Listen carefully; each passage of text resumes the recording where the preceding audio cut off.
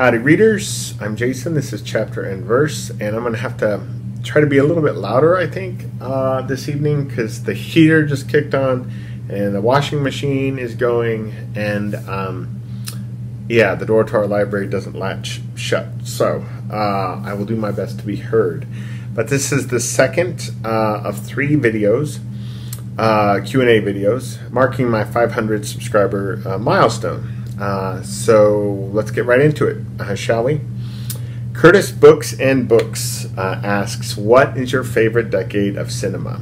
So most people's favorite decade is, I would say, either the 70s or the 30s or maybe the 60s. But my favorite decade is the 90s. That's the decade where I fell in love with cinema, where I realized that cinema was an art, not just an entertainment. And the movie that did that for me was this one here, The Last of the Mohicans. Yeah, this was a movie that kind of changed everything for me. I saw it 5 times in the theater, and not necessarily because I was just enthralled or entertained by it, but because it was the first movie I'd ever seen that just made me want to pick it apart and understand how it was making me feel what I was feeling. And that was fascinating, and it was really invigorating as well. So some other favorite films from that decade are Magnolia and the 2 little known Show Me Love by Lukas Moodysson, a little tiny Swedish film, coming of age film about 2 young lesbian girls. This is by far the best coming-of-age story I have ever seen. Krzysztof Kieślowski's 3 Colors trilogy. And then my #1 movie of all time, a film I have seen almost 30 times. I wrote my undergraduate honors thesis on it, and that's The Thin Red Line by Terrence Malick. So yeah, the 90s. Love them. Let's see, Laura Frey. Is it Frey or Fry? Laura. Asked, are any of your immediate family members big readers? Let's see, I have, my 2 parents are still alive, and my brother, and none of them are big readers, actually. My mom used to be, but she's had so many health problems in the last few years that she's got a lot of damage to her shoulders, and she actually can't hold up a book anymore to read. So I think she's tried audiobooks but hasn't really had any luck with them. And then my dad's never just really been much of a reader. He went through a few years there where he read a lot of those William Johnstone westerns, and he read a ton of those. And he's also read a couple of really great literary novels as well. He's read The Road. He loved The Road. He's read Lonesome Dove, which he loved. I don't remember the last time my dad read a novel. And then my brother loves to read, but he's just insanely busy. He's a mechanic, and he's raising a daughter on his own, or with the help of my parents. And yeah, he's just exhausted when he gets home, and he cooks dinner, and they have dinner, and he goes to bed. So, but he loves Jane Austen. He loves A.S. Byatt's novel Possession. He's a great reader, but he doesn't read very often at all. So, let's see. Matt at MCS Books asks a rather complicated question.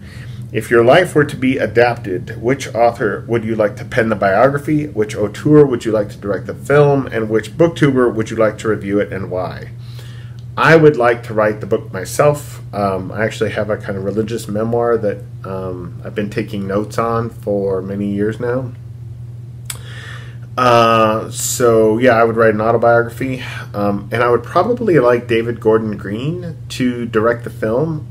Strangely, because I don't really like his films very much, but his early films, particularly his first film, George Washington, was really heavily kind of influenced by Terrence Malick, and I love Malick, and so I like what David Gordon Green was doing stylistically early in his career. And then he went on and made a number of comedies, some of which were very funny.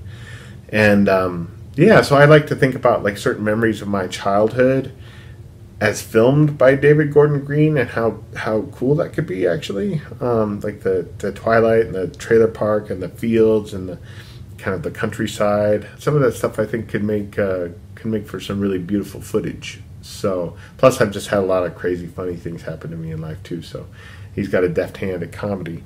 And then you, Matt, I would like to review the film. And the reason for that is you seem to be someone who is much more interested in asking questions than in finding answers. You seem very interested in exploring stories and art instead of looking for tidy endings. So, Barter Horge asks, as a former bookseller, have you ever considered opening your own bookstore? I had a dream of that when I was young. In fact, our book club name, the Eclectic Shade Tree, is the name that I would have given to a bookstore. In my early 20s, I really wanted to have an independent bookstore, and that's what I would have called it. But only if Kelly and I were independently wealthy, and I mean like really independently wealthy, where it wouldn't matter at all if we made any money from the bookstore or not.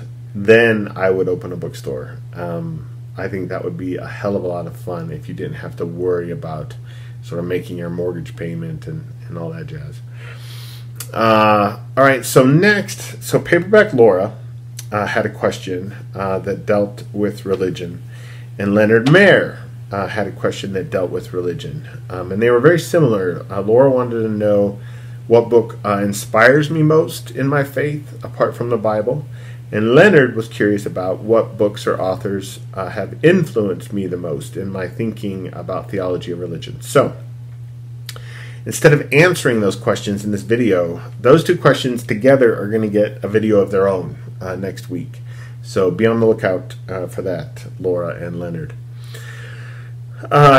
Jay Shea asked, what is the single work of literature that challenged you the most, either emotionally, intellectually, or spiritually?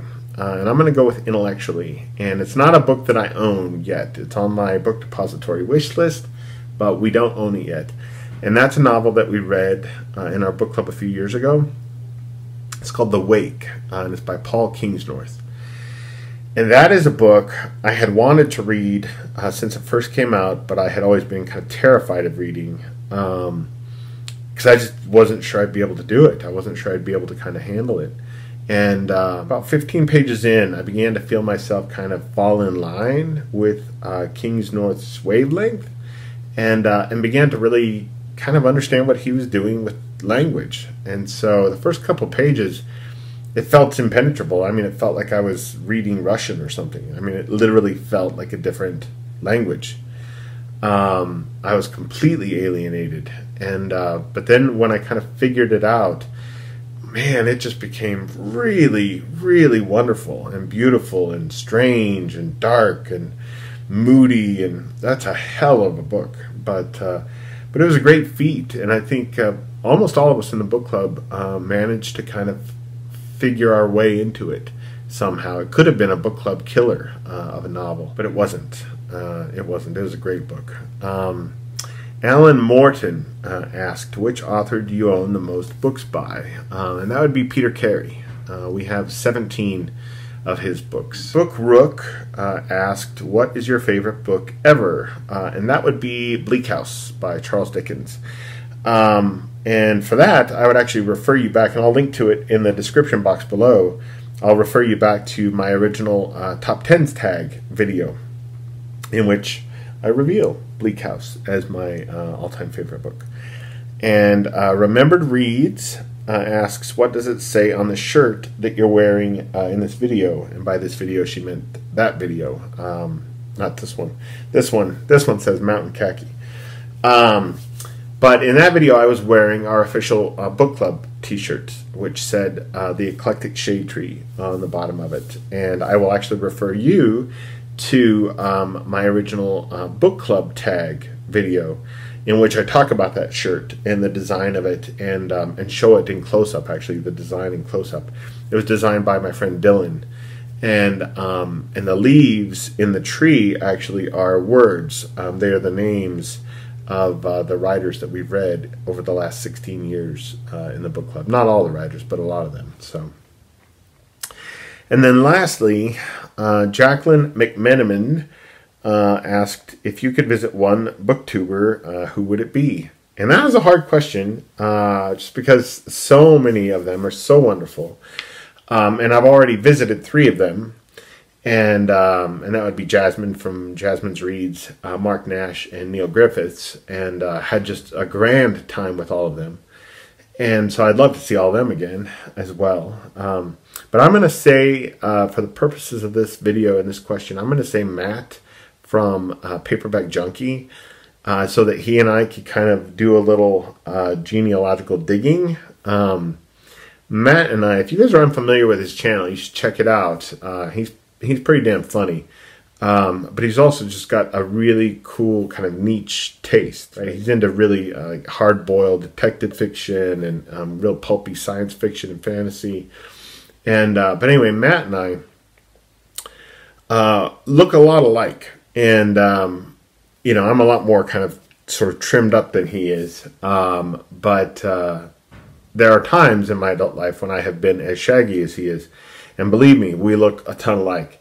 And he actually looks even more like my brother than he looks like me. He looks like a cross between my brother and myself. So my guess is that Matt and I share family somewhere in the not too distant past. And I'd be curious to know where those connections are. I've got extended family on my father's side out there in California where he is. So we probably share, I don't know, an aunt or an uncle at some point.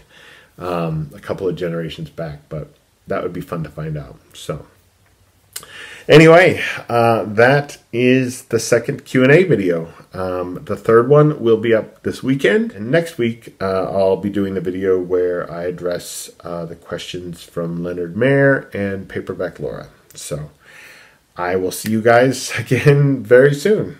Adios.